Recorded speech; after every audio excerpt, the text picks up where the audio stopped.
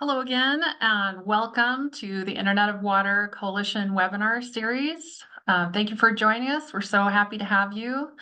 My name is Sarah Larson, and I'm the Associate Director of the Internet of Water Data Services at the Center for Geospatial Solutions.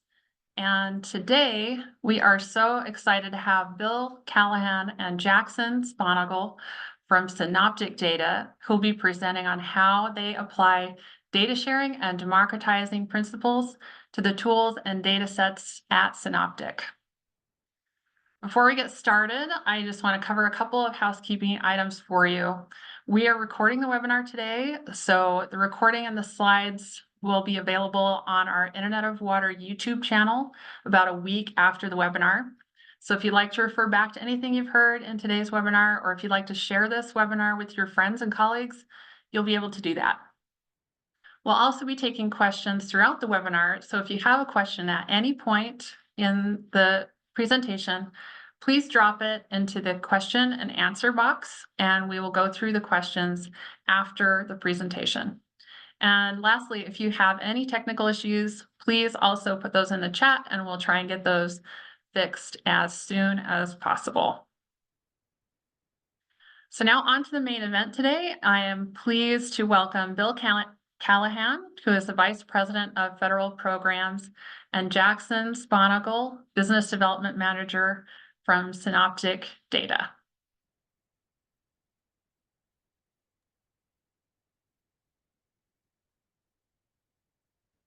Thanks, Sarah. Appreciate that. Let me pull up the screen here and share. And I presume you can see that okay? That looks really good. All right, fantastic.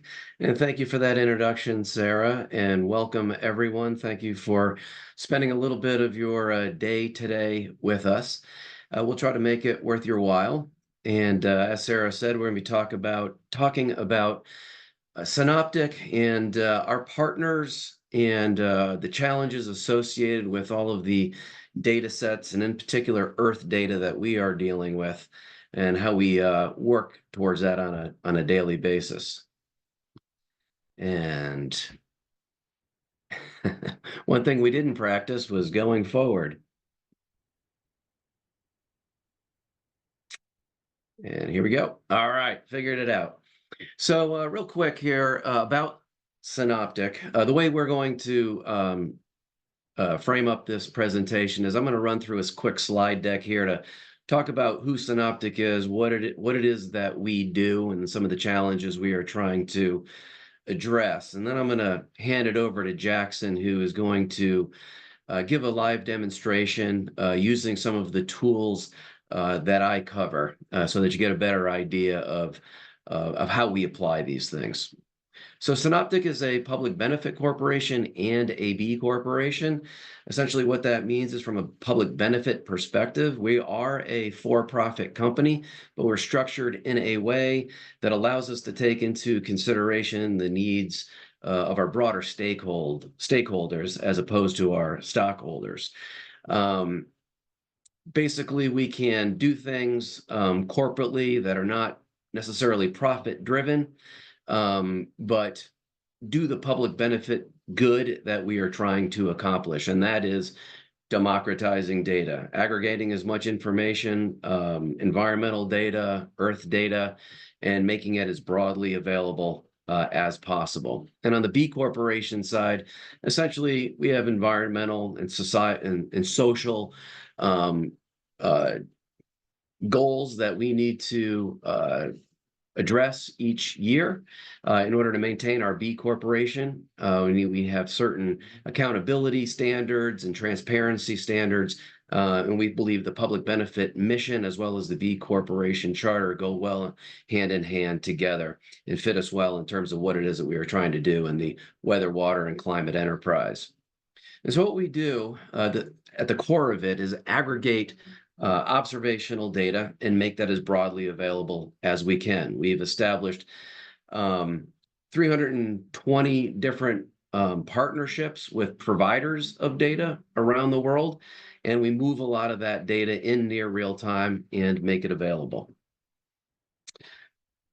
quick, maybe not so quick. I think it's important to understand how Synoptic came to be and why we are a public benefit corporation. In the mid 90s, the University of Utah, which has a mountain meteorology, specializes in mountain meteorology, and is located obviously in the Intermountain West, was interested in aggregating as much information as possible in order to advance research and education. And a lot of the weather stations that are located in that part of the country are few and far between, not centrally aggregated at that time. And so the university established an organization called Meso West to take on that responsibility. They also partnered with the National Weather Service's Western Regional Headquarters, which is also located there, to make that data available and useful. And then Salt Lake was awarded the Olympics in 2002, and what Meso West was stood up for came to really show its mettle and went a long way towards helping improve the forecasting for the Winter Games in Salt Lake in 2002. Shortly thereafter, on the other side of the country, in the Baltimore Inner Harbor, there was an unforecasted weather event, a line of thunderstorms progressing across Pennsylvania, eastern Pennsylvania, and put off a gust front that went unforecasted, tipped over a water taxi in the Baltimore Inner Harbor, and 5 individuals perished. And if it wasn't for the fact that the National Guard was doing exercises on the water that day, many more probably would have perished. At the same time, a company that I used to work for, Earth Networks, which is also located in Maryland and operated a national commercial observation system, we'd been trying to work with the National Weather Service at that time, prior to that, to make our data available, but we hadn't formed a relationship. And unfortunately, they didn't have access to the data that we had. And had that data been available, the incident report from the NTSB indicated that if that data was available to the Weather Service at that time, a better forecast likely would have happened, and those boats probably would have not been in the harbor, and lives could have been mitigated. The loss of lives could have been mitigated. So Senator Mikulski, who at the time was the longest serving female in Congress, and she lives in the Baltimore Inner Harbor. She saw this incident happen on her home turf, and we were a constituent of hers, and we started talking. And the Weather Service, she put some grant funding aside for the Weather Service and Earth Networks to work together, and a capability called UrbanNet was established to vet out the data, to see if this commercial data could be used by the federal government. And around the same time, the National Academy of Sciences was doing a survey on behalf of the National Weather Service and other federal agencies to look at what the observational capacity was like in the US and what was needed. And this ground up report, as it was called, came out. And one of the main recommendations was it called for the federal government looking around, looking at universities, academia, looking at the private sector, looking anywhere to see what kind of capacity was available that could be brought to bear to make our forecasting better in this nation. And we were doing exactly that, creating public-private academic partnership to bring observational capacity together. And so the UrbanNet program, which was initially primarily focused on plume dispersion releases, weather information to support plume dispersion releases and first responders, and it was called UrbanNet, was quickly reclassified as the National Mesonet. And the Mesonet basically means regional observational capabilities. And so the National Mesonet is doing that on a national scale. And at that point, we went from just a couple of partners. A couple of universities started participating in the UrbanNet program throughout the central part of the United States, primarily in Tornado Alley. We expanded that to the National Mesonet program, and over time, that program has now grown when I look at 2024 to 60 plus partners. So we're very proud of that fact. In 2012, Synoptic MesoWest had been tapped to help us in the National Mesonet program. And then the University of Utah decided to spin that entity out. It was relabeled Synoptic, became a public benefit corporation a few years later in 2018. And since then, we've been expanding our partnerships. People like Esri, getting those, a lot of emergency managers use Esri platform for visualization of their capabilities, and weather information is a part of that partnership with the WMO and so forth. So that is our history. And other notable programs, I just mentioned the National Mesonet program that we work on. We've also partnered with the Army Corps of Engineers on what's called the Upper Missouri River Basin project. This is also in close proximity with the National Mesonet program. There's been a lot of flooding on the Missouri River, the Upper Missouri River in particular in recent years.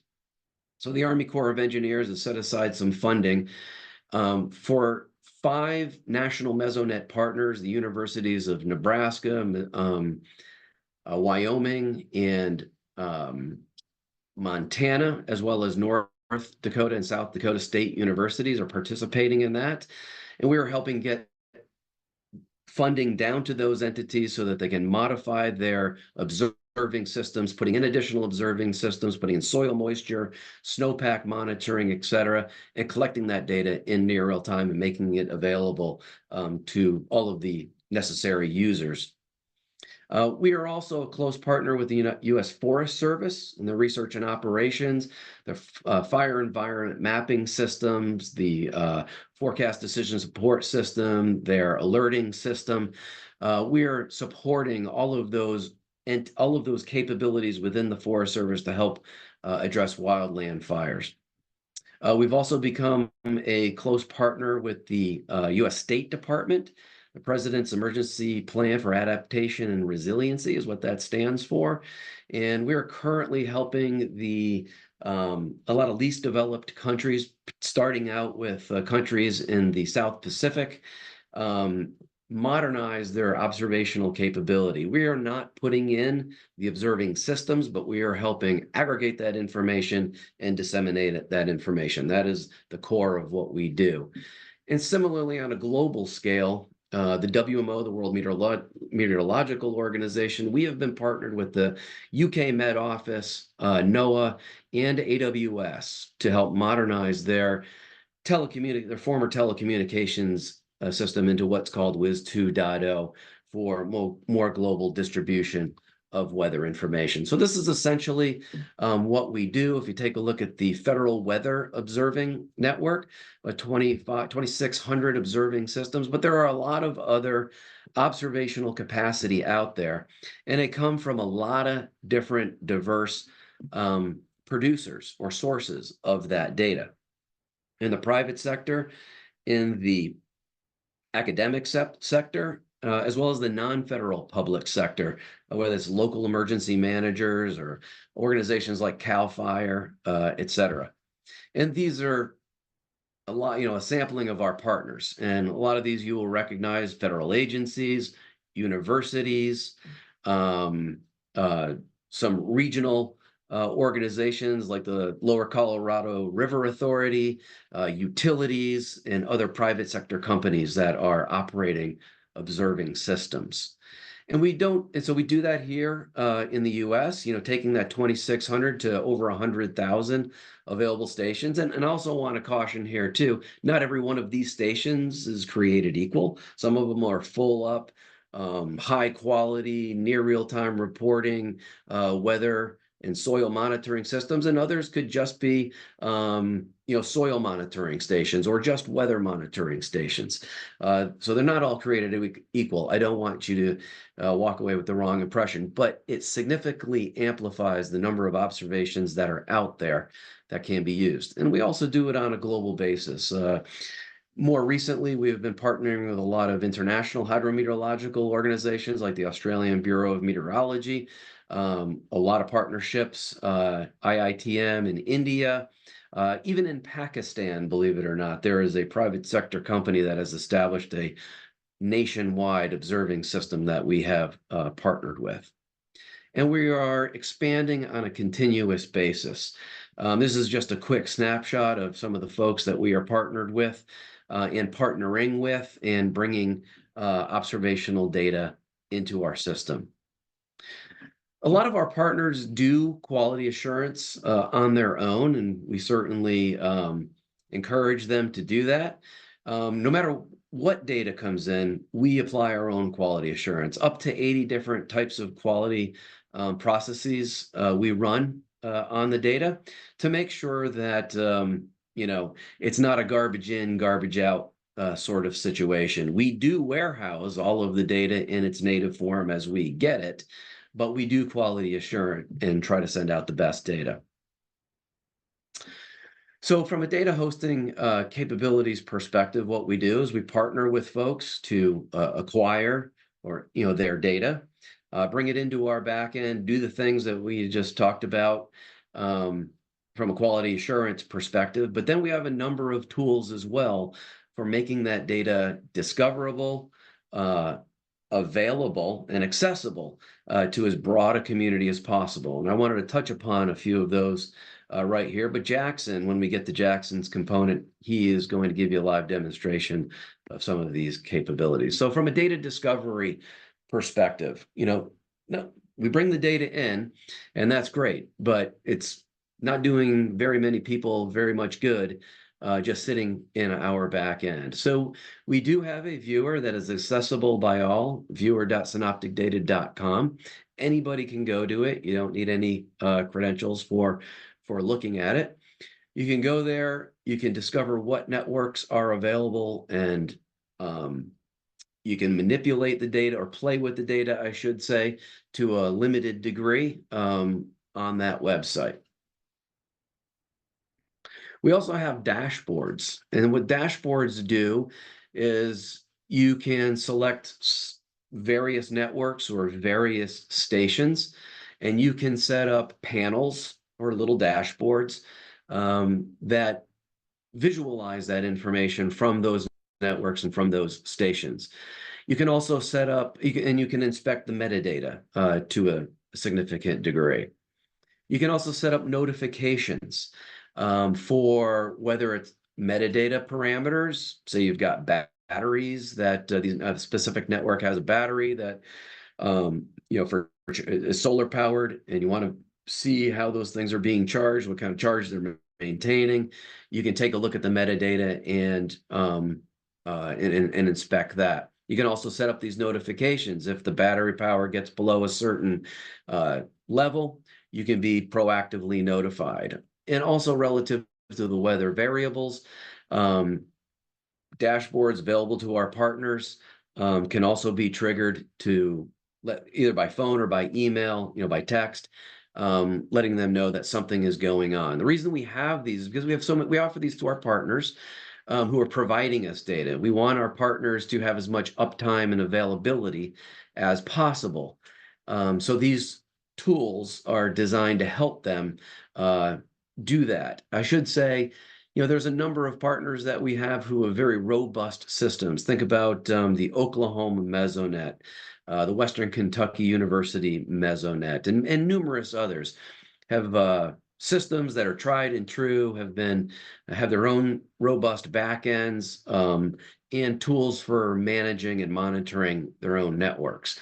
But a lot of our network partners, some of them at universities and some of them at state emergency management folks, aren't as well funded as others. Not every network is created equal. And so they tend to utilize and rely on these types of capabilities to help them do their jobs better, to increase their uptime and availability of those networks. And then everyone from upstream to downstream benefits. From a data availability perspective, we do have API and push streaming services. Again, Jackson's going to talk about this more here in just a second. From a API perspective, you can hone in on specifically regions or timeframes that you want to access data. If you just want to set it up and go and have an ongoing ingest, you can leverage the push streaming service as well. So there's a growing variety of environmental data. At this point, I've more or less just talked about in situ observational capacity, but we have gone well beyond that. We ingest and disseminate aircraft data. There are some new novel ways of deriving weather information from aircraft communications systems such as Mode S.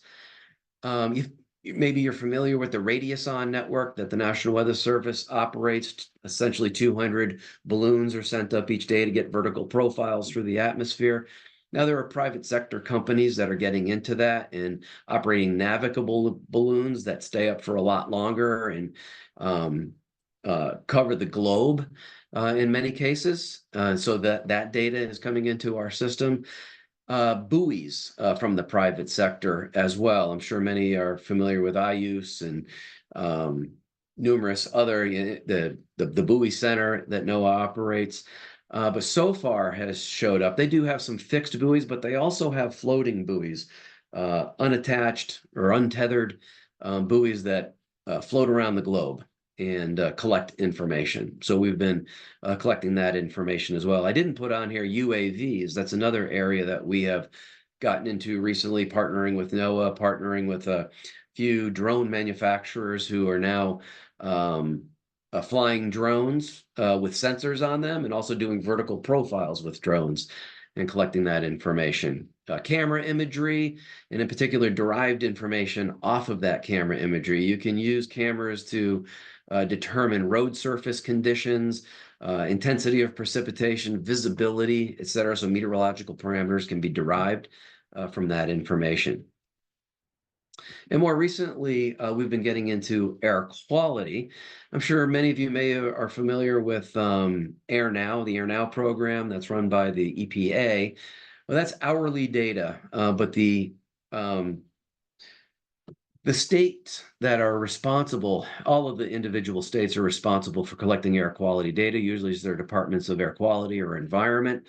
And that information can be of very high fidelity, high resolution, spatially and temporally. And our system is uniquely positioned to help them. So we've partnered with the Maryland Department of Environment to do a pilot project to demonstrate how this information can be collected in near real time and high resolution. The university, not the University of Oregon, but Oregon Department of Air Quality has also come aboard with us to participate in this pilot, and we hope to expand it nationally so that high resolution information can be disseminated amongst many users. And so, there is this, a lot of the folks, a lot of the data sets that I just referred to are coming from non-federal entities, non-governmental entities.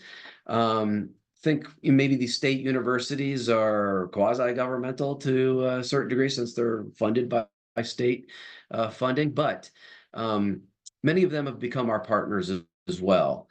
And when you think about operating a network at a university, let's just say, or even in the private sector, these are basically small businesses. In the case of a university like Western Kentucky or University of Oklahoma, along with Oklahoma State University or Texas Tech University that operates a network, they're asked to run small businesses. They have to hire people, they have to deploy equipment, they have to collect that information.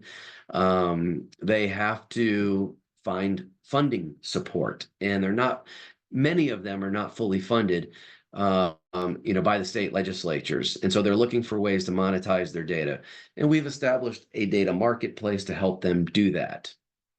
And that information can be monetized to agencies at various levels, to commercial entities, et cetera, et cetera. Folks who are looking for higher resolution information to produce better forecasts or do better nowcasting. So this brings up another, or I should say it is a reflection of the changing landscape when it comes to Earth observations. This is something that I've been participating in for the better part of my career, but really in the last couple of decades, and in particular in the last 10 years, we've really seen non-federal organizations get into the Earth observings, meaning Earth producing Earth observations. So a lot of new platforms are being put out there. Even our cell phones are basically pressure sensors, but they're being enabled by transformative advancements in electronics, computing, and communications, and driven really by more and more environmental needs. Economically, businesses really understand that weather and water and climate have an impact on their bottom lines. Safety and security are affected, response and egress, and so on and so forth. Think about folks, emergency personnel who are out in front of a hurricane and have to come in for safety, and then need to be redeployed after a storm has passed.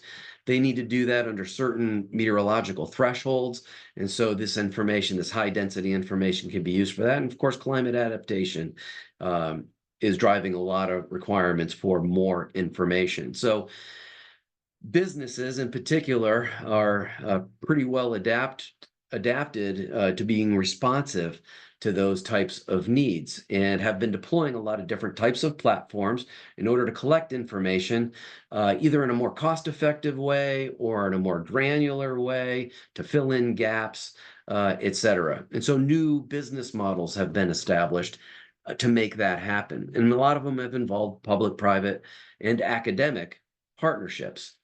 So this has really, resulted in an explosion in the data volumes, the varieties, and sources of weather, water, and climate information that is out there. And it also brings, so there's one of those great opportunities in this space, and we see that happening every day. There's also some challenges, and in particular, when you think about how to make that data more broadly available when there are private sector organizations who are generating this information, who have profit goals as part of what they do, and also equity, making sure that it gets to all of the folks who want it and need it. And so there are these challenges, the data democratization, right? Data handling, all the different ingesting it, disseminating, archiving it, requires storage space, all the different formats and standards and interoperability considerations. Discovery, I just mentioned, what we do and how we try to facilitate better discovery. But what I want to talk about last, before I conclude here, is the ownership of the information, open versus restricted information. There was a time not that long ago where most of the data was produced by government organizations.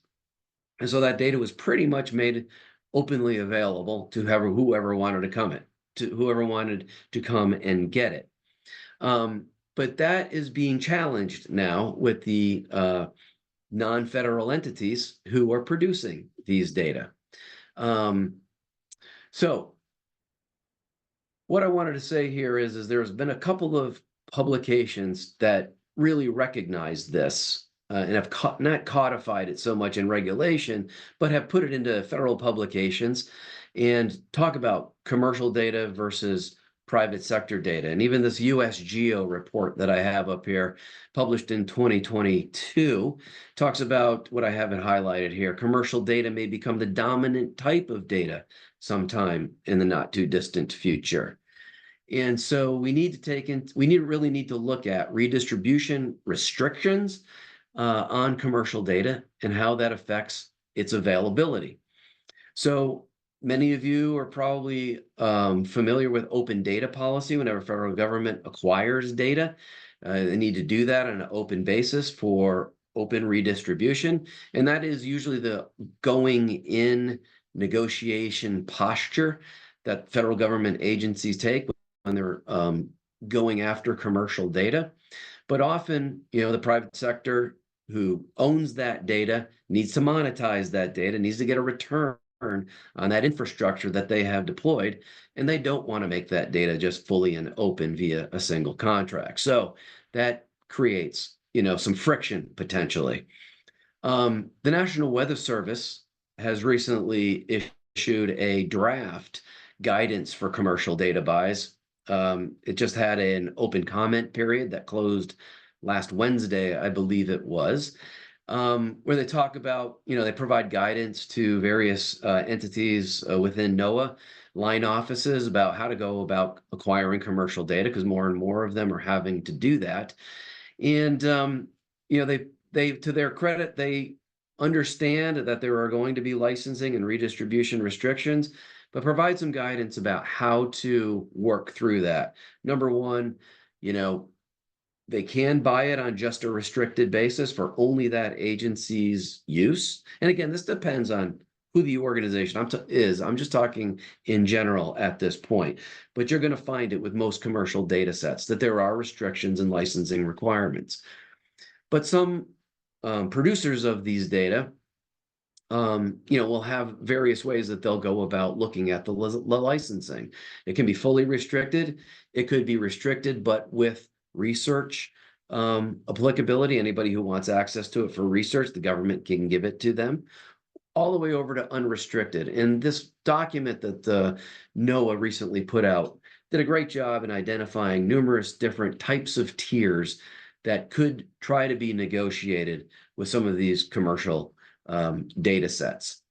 One thing is for sure, that when it comes to the federal government, and I primarily deal with the Forest Service and NOAA, but they do generate a lot of derivative products. Even a forecast is a derivative product. And usually they can take the source data, the raw data, and have fairly broad and liberal use and distribution of any derivative product that they create off of that information. So I just wanted to throw that out there, given that the ecosystem of observational Earth data is changing so rapidly currently. We deal a lot with the distribution, the aggregation and distribution of that information, and we deal a lot with private sector and even academia, who has restrictions on the availability of their data. Just about all of our partners are up for making their data discoverable. Why wouldn't they? They'd want everybody to know that it's there, but that there are some challenges with making that data available. Sometimes it has to be paid for, and that can vary depending on the source. So with that, I am going to stop, and I am going to hand things over to Jackson to give us a demonstration. Jackson, please. Yeah, thanks, Bill.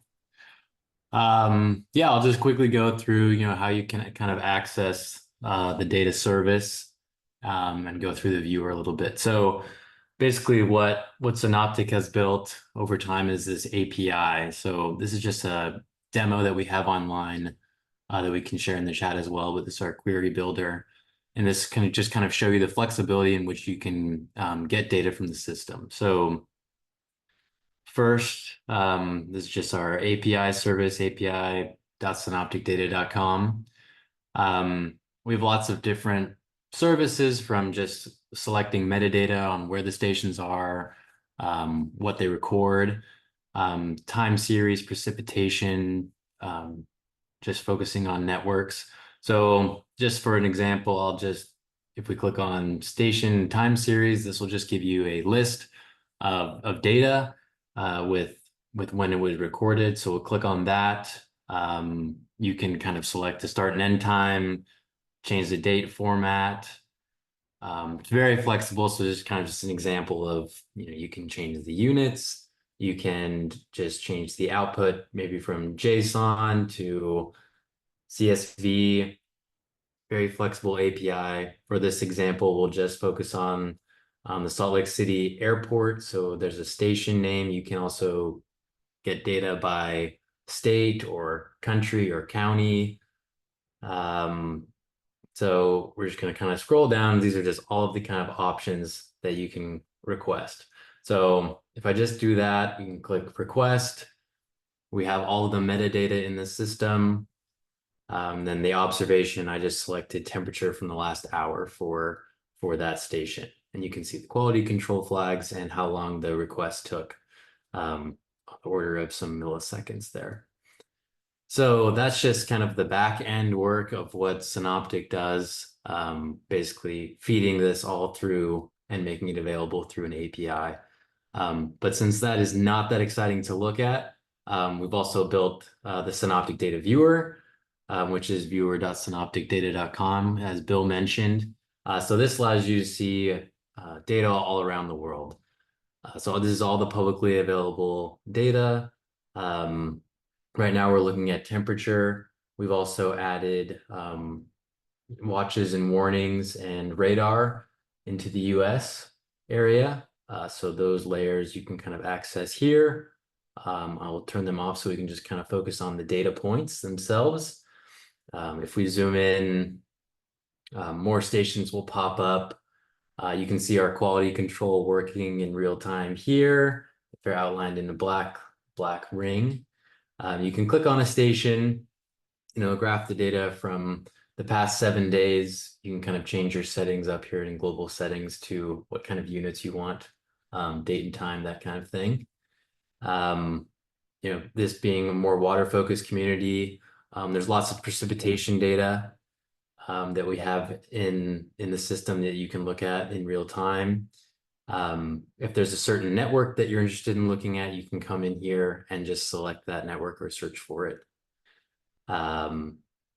Yeah, and you can also go back into any time back to 1996 is when Synoptic started aggregating data. So you can go back to any time there and look at data for a historical event. And you can save any settings or favorites to your account.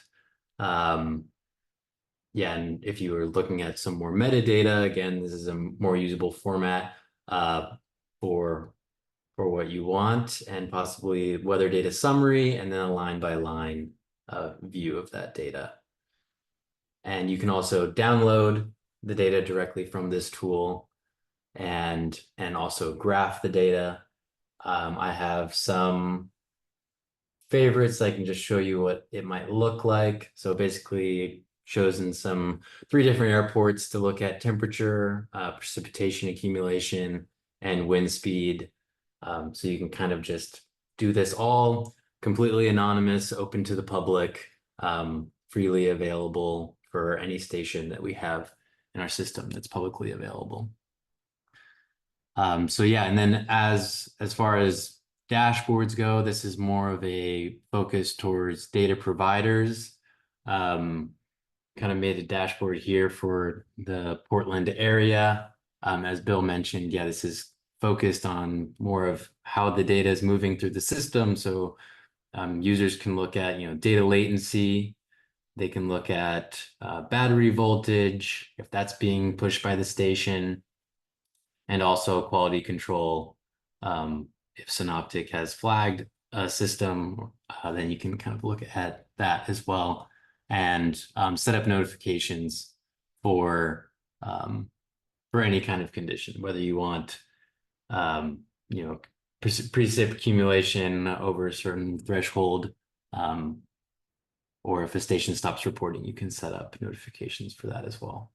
So basically, this tool is a way to access precipitation data or temperature data or whatever you're interested in from all around the world.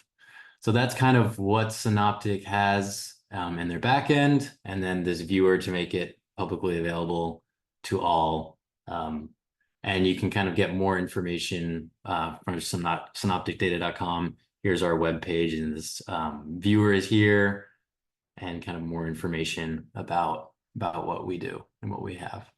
So I think I will stop there, and I think Bill and I will answer any questions that you all have.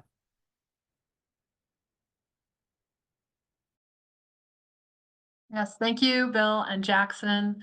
Yeah, it's time to transition to our Q&A after that lovely presentation.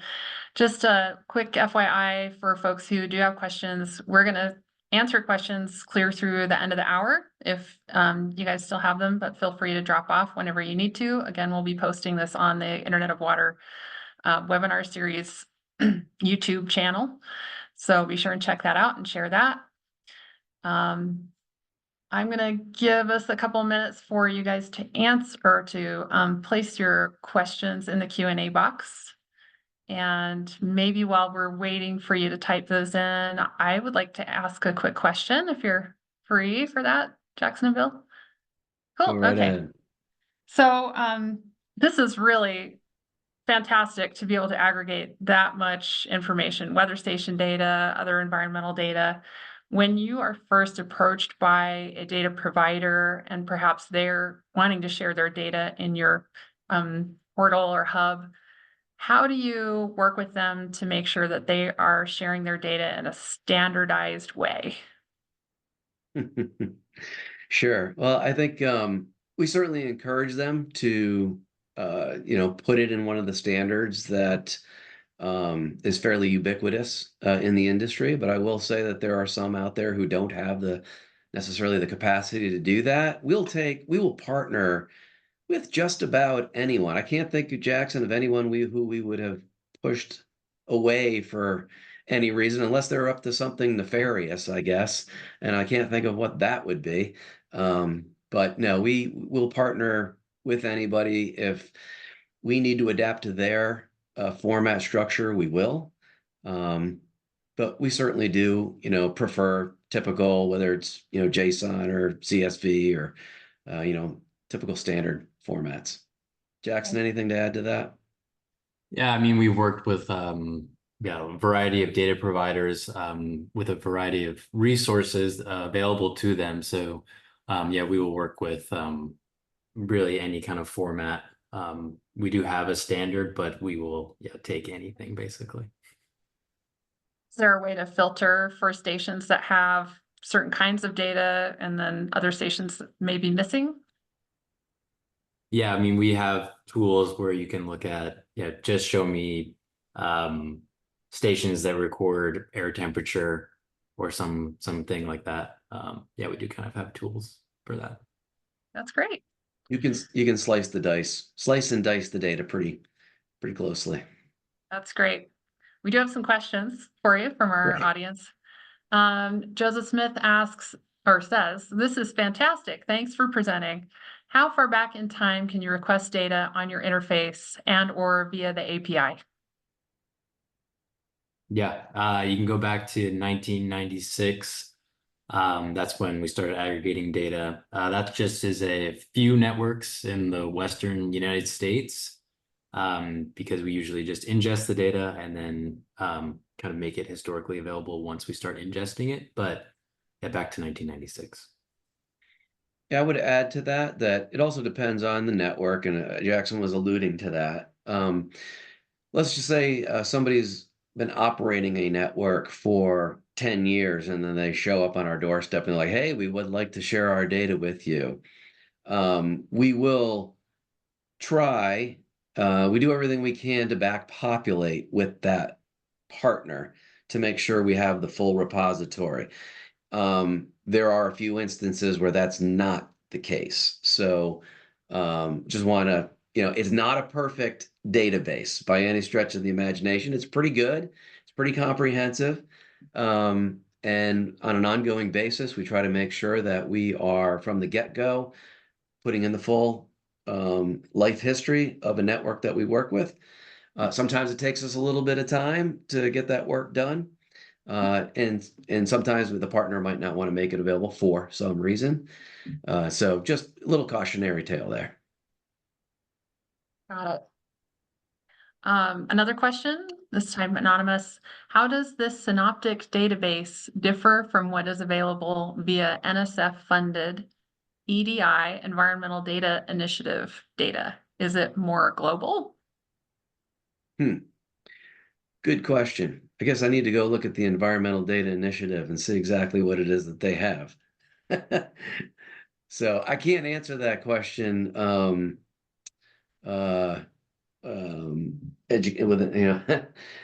from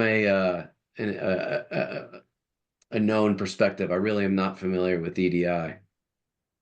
Yeah, I will add that, yeah, Synoptic is the primary aggregator for a few networks that we then pipe directly to NOAA. So for starters, the real-time value that Synoptic provides, meaning we have the lowest latency on that data because we will be the primary aggregator, Okay. and that usually NSF funded or other databases will be a little more latent, if not available weeks after the data is recorded.